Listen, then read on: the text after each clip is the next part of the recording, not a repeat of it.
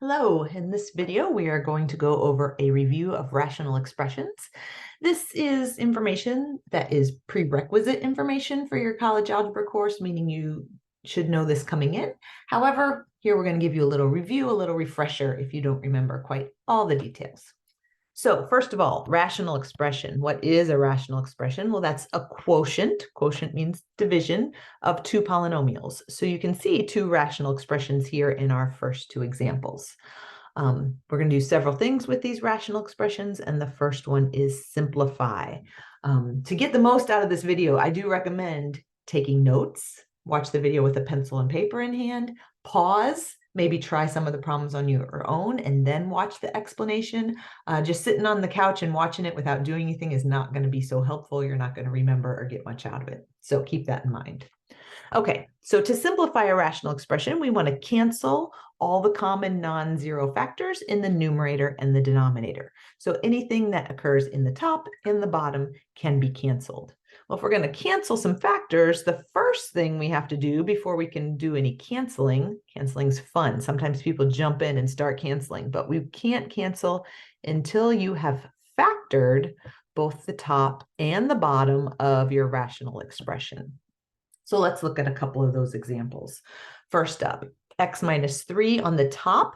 Well, that can't be factored anymore, so I'm just going to leave it as it is. And then we have a quadratic trinomial here on the bottom, which we can factor that. If you need a review of factoring, we have a video for that too. You want to check out the review of factoring polynomials video that is available in your class. X squared, we're going to split that into two factors, x times x. 18, we want to split that into two factors, and we have some choices, 1 times 18, 2 times 9, or 3 times 6. But the key is we need that negative 9x in the middle. So I'm going to pick 3 times 6. And if I make both of those negative, negative 3 plus negative 6 gives me that negative 9 in the middle. Negative 3 times negative 6 gives me that positive 18 at the end. So there is my factored rational expression. Now is the fun part. Since we have an x minus 3 in the top and in the bottom, those two cancel each other out, and we're left with just x minus 6. Be careful. That x minus 6 needs to stay in the denominator. You can't just pop it up to the top for no reason. So it does need to stay in the denominator. So we have a 1 up here in the numerator as our placeholder left over from canceling. So there's our first simplified rational expression. Okay, let's do another example. This one, we have to do a little more work because we need to factor both the top and the bottom. We have another trinomial on the top here. This time we have a number in front of our x squared, which maybe takes just a little more thought. You can factor this by trial and error, by the AC method, by bottoms up. However you know how to factor, I'm just going to go ahead and try trial and error. So that 3x squared, I don't have much choice there. 3 is 3 times 1, so 3x times x is about my only option there. And then I'm looking at this 5 here at the end, and 5 is either 1 times 5 or 5 times 1. So I just have to figure out if I want the 1 first or the 5 first. This is where the trial and error comes in. If I put a 1 here and a 5 here, when I look at my outer and inner products, I get a 15x and I get a 1x. 15x and 1x can never be combined through addition and subtraction to give me a negative 8. So that's not going to work. So I'm going to switch these two around. I'm going to try the 5 first and the 1 second. And then when I check, I get a 3x and a 5x. Yeah, that sounds good. If I have negative 5 and negative 3, gives me that negative 8x in the middle. So that's kind of what we mean by trial and error. I also want to factor that denominator. X squared splits into factors x times x. And 7, well, all I got is 7 times 1. So I watch my signs. If I want a plus 6 and then minus 7, I'm going to need a plus here and a minus there. And now the factory's done. We get to do the fun part, which is look for things to cancel. We have an x minus 1 on the top and an x minus 1 on the bottom. So our simplified rational expression is 3x minus 5 over x plus 7. Beautiful. Okay, the other thing we need to know how to do with rational expressions is we need to know how to multiply and divide these rational expressions. Here's the first one is a multiplication example. Next one is a division. Keep in mind the same arithmetic rules apply as if we were working with fractions. So I don't know if you remember back to basic fractions, but if we had to do something like 1/2 times, let's say, 5/7, if we are multiplying two fractions, we just multiply the two numbers on the top and we multiply the two numbers on the bottom. And that's how we do the math. We do the same thing here. And we can just write that out multiplied across, but we also want to make sure we're simplifying our final answer. So we want to factor, again, factor first. On all these rational expressions, we want to factor first. So let's factor this trinomial. We get x times x, and that -8, I'm going to try 4 and 2. If I need a +2 in the middle, that means it needs to be a +4 and a -2. Again, if you need more help on factoring, watch that factoring review video. I want to factor the denominator as well. X times x, and 3 is 3 times 1. If I need a +4x, I'm going to need a +3 and a +1. And this is multiplied by, here's the next piece we need to look at. We can't factor it as a trinomial, but don't forget your basic factoring rules. We do have a GCF there, so that would be 3 times x plus 1.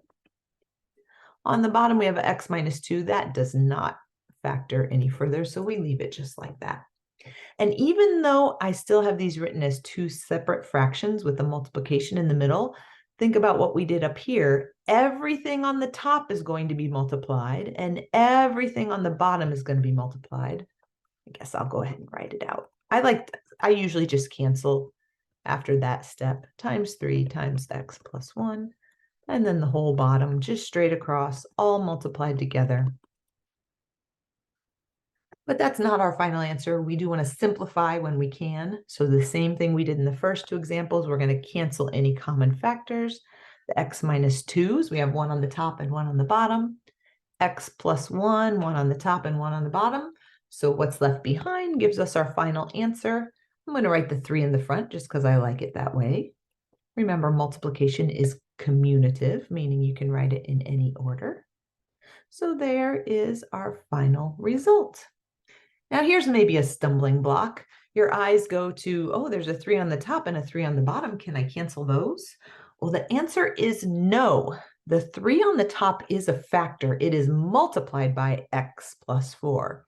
But the 3 on the bottom is not a factor. It is a term. We have x plus 3. We can only cancel factors, not terms, so we have to leave those there. Next up, rational expressions and division. Again, let's think back to how we did division when we were doing just basic fractions. If I had 3/2 divided by 1/3, you guys remember how to do that? How do we divide two fractions? Some people have some cute little expressions to remember it, but basically you multiply the first fraction by the reciprocal of the second fraction. That means we write the first fraction down as it is, we change it to a multiplication, and we flip over that second fraction. Once we do that, it is again just a multiplication problem. So 3 times 3 is 9, and 2 times 1 is 2. We're going to do that same thing with our polynomials. Again, factor as we go, okay? So the first fraction, we're just going to write down as it is, but I'm not going to write it down exactly as it is. I'm going to factor it because that's going to help us when we need to simplify. So x squared is x times x. 18, is this the same one we factored earlier? Oh, look at that, it is. That's going to be 3 times 6. And to get the -9, we need a minus and a minus. At the bottom, how do we factor that one? There is a x squared, but there are not 3 terms, so that's not a trinomial. So again, start with a GCF, pull that 2 out front, and what's left behind is x squared minus 72 divided by 2 is 36. Okay, and then Division, when we're dividing fractions, we're going to change that to a multiplication, and we're going to flip over that second fraction. So the 4x plus 24, when I rewrite that, it's going to go on the top. And again, I'm going to factor it, pull out that GCF of 4. And then x cubed minus 27, that's going to go on the bottom. And that one can also be factored. That's one of our special factoring formulas we need to recognize. That is the difference of two cubes. Again, check out the factoring video if you need a review, but that would be x minus 3, x squared plus 3x plus 9. Now, we could start canceling, but we are just not quite done factoring yet, because way back here, when we pulled out the GCF, we ended up with something that can be factored further. We have a difference of 2 squares though there. So I'm going to leave everything else as is, but I'm going to factor that denominator one more time to x plus 6 and x minus 6. Sorry about that. And this one on the right is going to stay the same.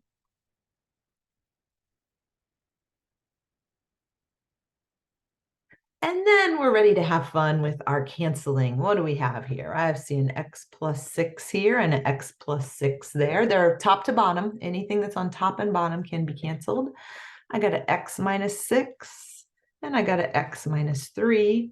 And there is one more thing I can do here. We haven't seen this yet. What do I have on the top? I have a 4. And on the bottom, I have a 2. They share common factors. I can cancel a 2 from each one of those. So this 4 is going to become a 2, and this 2 is going to go away altogether. And my final answer is 2 over x squared plus 3x plus 9. There is our divided and simplified answer. Another thing, since we did multiplication and division, guess what's next? Adding and subtracting.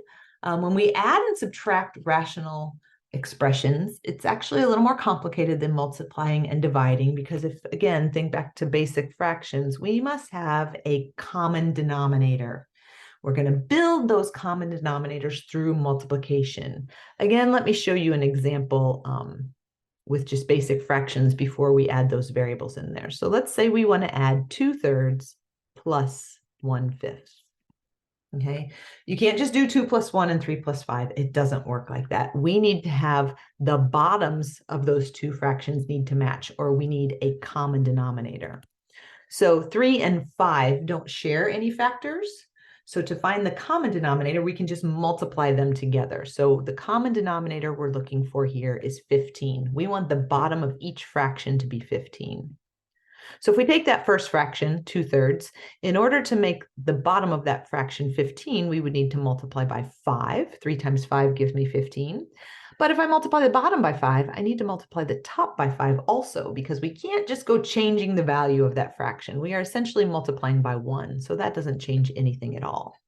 Then our second fraction is 1/5. Again, I want the bottom to be a 15, so I need to multiply by 3 this time. If I do that to the bottom, I have to do it to the top too, so I don't change the value of that fraction. So here I have 2 times 5 is 10 over 15, plus 1 times 3 is 3 over 15. Now that the bottoms match, you just keep that common denominator. You don't add those. That common denominator just stays. 10 plus 3 is 13. There is our sum. We'll do that exact same thing with these rational expressions. Okay, same kind of work. So here we have two fractions. We are subtracting them. Before we can subtract them, we need a common denominator, okay? And specifically, I want to look for the least common denominator, because that's going to make my simplification steps easier. So this first denominator, 4y squared, remember 4 is really 2 times 2, right? And this second denominator is 6x. 6 is really 2 times 3. Okay, so I need to make sure when I build that least common denominator that it contains all the factors of each one of these individual denominators. So from this first one, I need that 2 times 2, so I'm going to have a 4 in there. And then I also need that y squared. Notice I'm multiplying. We build our common denominators by multiplication. Then I need to make sure all these factors are also included. Well, the 2 is already in there, so I don't need to multiply that one in. But I don't have any 3's here yet, so I need to multiply that in. And I don't have any x's yet, so I need to multiply that in. So my least common denominator is 2 times 2, which is 4. 4 times 3 is 12. I need an x, and I need a y squared. This is what I want the bottom of each of these fractions to look like. So first of all, start off with the fraction as it is. Just copy it down. Okay, that's what I started with. Now, how can I change the denominator through multiplication to match this? This is my goal. Okay, well, to change a 4 into a 12 by multiplication, I need a 3. So I'm going to multiply top and bottom by 3. I don't have any x's in my denominator right now, and I need one. So I'm going to have to multiply the top and the bottom by an x. The y squared, I already have, so I don't need to multiply in any more y's. Okay, so that's what I'm going to do to that first fraction to build that common denominator. I'm subtracting.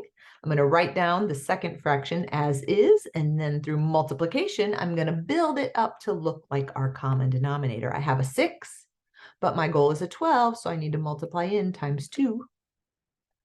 I have an x, and that's what I need in my common denominator, so I don't have to add in, or I don't have to multiply in any other x's. But I do need a y squared, and I don't have any y's down here, so I need to multiply by y squared. Okay, so all I did in that first step is write down what I need to multiply into each fraction to get that common denominator. So then do the multiplication. Do not cancel. We're building up. We don't want to be canceling anything at this step. So up top, I now have 9x cubed. On the bottom, I have 12xy squared. Minus, up top, I have 2y cubed. On the bottom, I have 12x, oops, not x squared, x times y squared. Common denominators, yay. Now I can just do the subtraction across the top and leave that common denominator alone. So it's 12xy squared on the bottom. And guess what? 9x cubed minus 2y cubed, that cannot be simplified at all. So when we write this difference, when we subtract these two fractions, it's just going to be a matter of writing that subtraction on top in a single fraction. That's it. That's as much as that one simplifies. Let's do another. Okay, we have two fractions. This time we're adding them together. And before we even start adding those fractions, let's talk about what our least common denominator should look like. Okay, 3x to the 5th y squared. So I know I need to include all those factors, okay, from my first fraction. Now I also need an 8 in there. 8 and 3 don't share any common factors. So I need to just go ahead and multiply by that entire 8. Okay, over here, 6 and 4 did share a common factor, so I only had to multiply in a 3, but here I'm going to need that whole 8. I'm going to need x to the 4th. From my first fraction, I already have x to the 5th, so that one is covered. I don't need to multiply any more x's in. I already have 5 of them. I need y to the 4th. From my first fraction, I already have y squared. I already have 2 of them in there. I need to multiply 2 more to make sure I cover the y to the 4th. So my least common denominator is 24, x to the 5th, y to the 4th. This is my goal. I need the bottom of each fraction to look like that. So let's build them up. So we start with 2 over 3x to the 5th, y squared. And what do I need to multiply in to build to that common denominator? I need 3 times 8 will give me the 24. I need x to the 5th. I've already got it, so I don't need to multiply any more x's in. I need y to the 4th. I already have 2, so I need another y squared multiplied in there. And then to that, I am adding 5 over 8x to the 4th, y to the 4th. What do I need to multiply in here to build the common denominator? Well, 8 times 3 will give me the 24.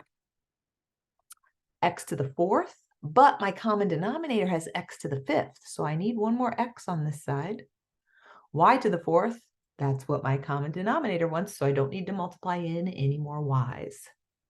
So again, go ahead and multiply these together. I get a 16y squared over 24x to the fifth, y to the fourth. Yay, that matches my goal. If I did everything right, it should. And over here, I have a 15x.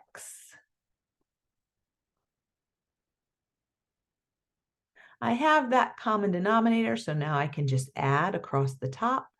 And again here, we got one where we can't do any simplifying, so we just write it out. We cannot combine 16y squared and 15x because they are not like terms.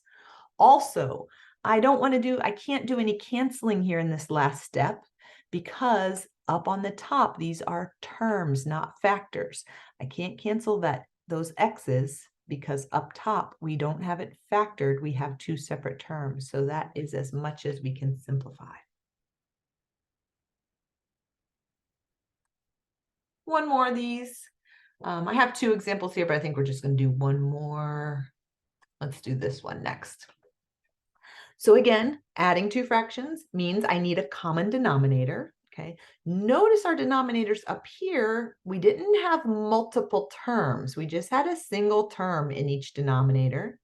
Here we do have multiple terms. So before we can figure out what our least common denominator is, we need to factor.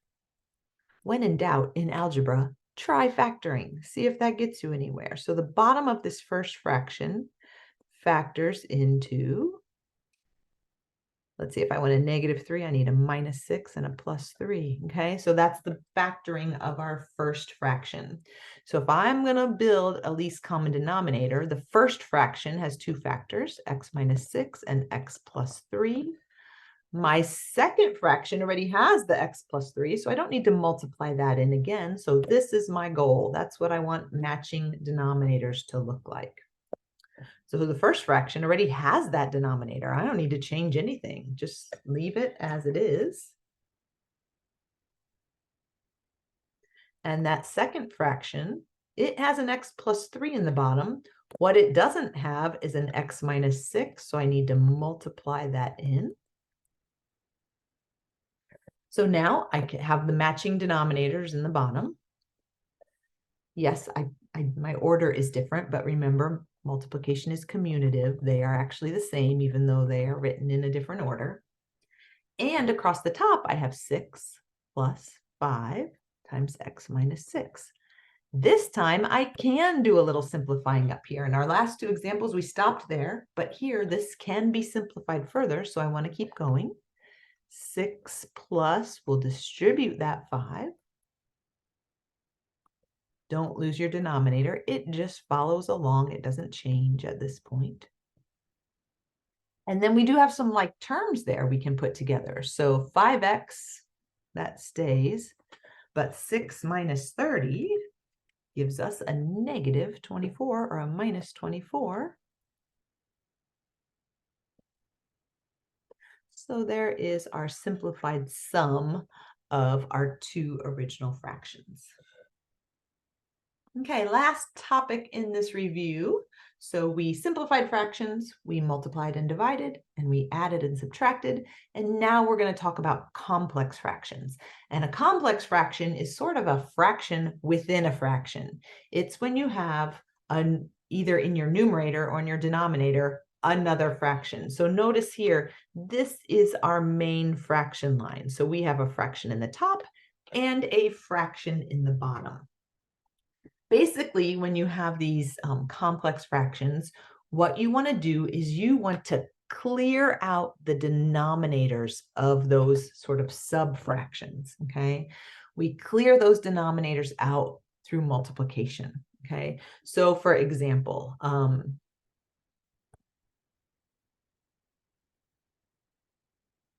I'm not going to give an example. I'm just going to jump right in and do it. Actually, there's two different ways we can clear these out. One is, remember that a fraction is really a division problem. You take whatever's on the top divided by whatever's on the bottom. So anytime your complex fraction is a single fraction on the top and a single fraction on the bottom, you can simplify it really by just doing a division problem. We'd have 2 over x plus 5 divided by 6x over x squared minus 25. We just practiced division. Remember, division is multiplication by the reciprocal. So I change it to a multiply and I flip that second fraction. And then I want to go through basically what we did in our last examples. I want to make sure I factor and simplify. So 2 can't be simplified any further. X plus 5, sorry, can't be factored any further. But up here on top, we have the difference of 2 squares. So that's x minus 5 and x plus 5. And we have that 6x on the bottom. Now that we have a multiplication problem and we have it all factored, we can cancel anything common to the top and the bottom. So I'll cancel that x plus 5. And what about this? 2 and 6. We can divide a 2 out from both of those. So the 2 goes away or becomes a 1. 6 divided by 2 is 3. So here's what we're left with on the top. 1 times x minus 5, which is just x minus 5. And on the bottom, 3x.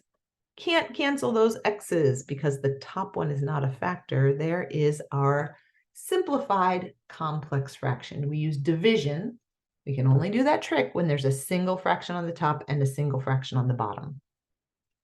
The other method we can use, I'm going to show you in this next example, because notice here's sort of our main fraction line. So we don't have a single fraction on the top. We have a sum of 2 fractions, and we don't have a single fraction on the bottom. So we can't do that nifty little division trick. So what we're going to do here is kind of what I mentioned at the beginning. We're going to try to cancel out or get rid of all these denominators, okay? The way we are going to cancel them is we are going to multiply this complex fraction on the top and the bottom by the same thing, and we're going to choose what we're going to multiply by so that when we simplify, these denominators get canceled out, okay? So basically, you want to take each denominator and multiply the entire fraction 4x times 5y and 4x times 5y. Oh, wait. I have a typo here. Let's change this problem. This should have been 4x, and this should have been 5y. Sorry, a typo in my original problem. That's what we're going to do instead. Gets a little too complex the way I had it written. So what does this look like? Let's just look at the top right now. So if we are going to take 3 over 4x plus 2 over 5y, and we're going to multiply that by 4x, 5y, which if we want to, we could rewrite that as 20xy. Okay, so if we multiply that out, that we're going to multiply by 20xy. So we need to distribute this. Keep in mind when we're multiplying a whole number by a fraction, it's kind of like multiplying by that value over 1, right? So we're going to have 3 times 20xy over 4x times 1. There's our first part of our distribution. Let's just multiply it out. 3 times 20 is 60. So 60xy over 4x plus 20 times 2 is 40xy over 5y. And then we want to simplify where possible. These x's cancel in this first one. And 60 divided by 4 is 15. So those cancel also. And this whole first part just simplifies to 15y. Notice the denominator's gone because of our fancy multiplying we did. That was our goal. And on the second one, same kind of thing is going to happen here. Those y's cancel each other. And 40 divided by 5 is 8. So we are left with 8x. This is the numerator from our original fraction. We need to do the same thing to the bottom. And really, you might be able to kind of do this in your head, but I'm writing it out here so you can see. So this was what we did to the top of the original fraction. Here's what we're going to do to the bottom of the original fraction. So originally we had 4 over 4x. minus 1 over 5y, and we're going to multiply that by 20xy. You have to multiply the top and the bottom by the same thing, so we're not changing our fraction. So again, we distribute that through.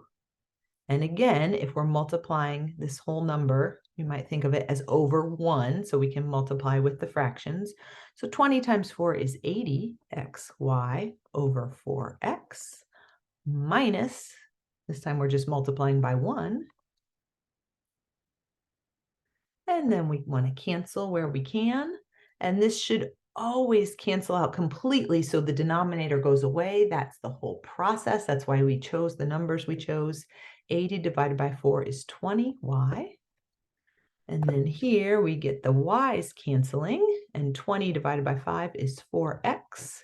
So there is my denominator. Now I put everything back together. The top that I came up was 15y plus 8x over 20y minus 4x. And there is our simplified complex fraction. If you have any questions, please feel free to reach out to your instructor.